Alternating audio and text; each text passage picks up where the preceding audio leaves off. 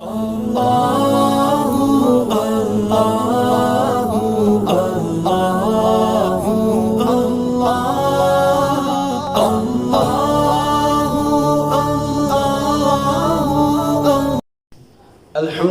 رب العالمین والصلاة والسلام علی سید الانبیاء والمرسلین اما بعد فاعوذ باللہ من الشیطان الرجیم بسم اللہ الرحمن الرحیم الصلاة والسلام علیکہ یا رسول اللہ وعلی آلکہ واصحابکہ یا حبیب اللہ الصلاة والسلام علیکہ یا نبی اللہ وعلی آلکہ واصحابکہ یا نور اللہ۔ لو مدینے کا پھول لایا ہوں، لو مدینے کا پھول لایا ہوں، میں حدیث رسول لایا ہوں۔ صلو علی الحبیب صلی اللہ تعالی علی محمد صلی اللہ علیہ وآلہ وسلم۔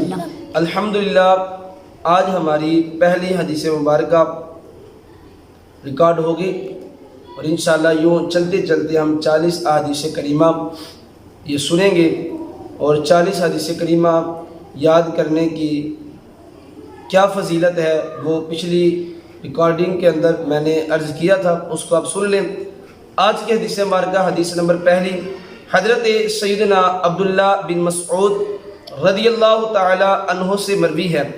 اللہ کے محبوب دانۂ غیوب منزہ عن العیوب اللہ کے آخری نبی صلی اللہ علیہ وسلم کا فرمان تقرب نشان ہے، اول الناس بی یوم القیامت اکثرہم علی الصلاۃ، یعنی بروز قیامت لوگوں میں میرے نزدیک تر وہ ہوگا جس نے دنیا میں مجھ پر زیادہ درود پاک پڑھے ہوں گے۔ سبحان اللہ۔ صلو علی الحبیب صلی اللہ علی محمد صلی اللہ علیہ وسلم۔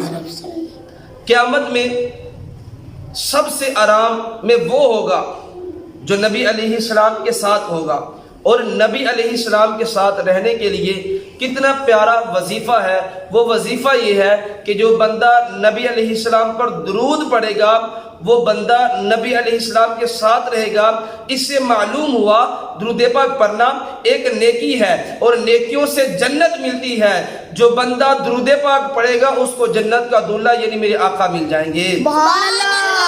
صلو علی الحبیب صلی اللہ علی محمد صلی اللہ علیہ وآلہ وسلم۔ اب درود پاک جو بندہ کثرت سے پڑھتا ہے اس کو انعام کیا ملتا ہے؟ حضرت سیدنا شیخ احمد بن منصور علیہ رحمت اللہ الغفور جب فوت ہوئے تو اہل شیراز میں سے کسی نے خواب میں دیکھا کہ وہ شیراز کی جامعہ مسجد کے محراب میں کھڑے ہیں، اور انہوں نے بہترین حلہ یعنی جنتی لباس زیب تن کیا ہوا ہے، اور سر پر موتیوں والا تاج سجا ہوا ہے۔ خواب دیکھنے والے نے عرض کی، حضرت کیا حال ہے؟ فرمایا اللہ تعالیٰ نے مجھے بخش دیا، اللہ نے مجھ پر کرم کر دیا اور مجھے تاج پہنا کر جنت میں داخل فرما دیا۔ سبحان اللہ۔ پوچھا کس سبب سے؟ فرمایا میں نبی علیہ السلام پر کثرت سے درود پاک پڑھتا تھا، اسی عمل کی وجہ سے اللہ نے مجھے جنت عطا فرما دی ہے۔ سبحان اللہ۔ صلو علی الحبیب صلی اللہ علیہ وسلم۔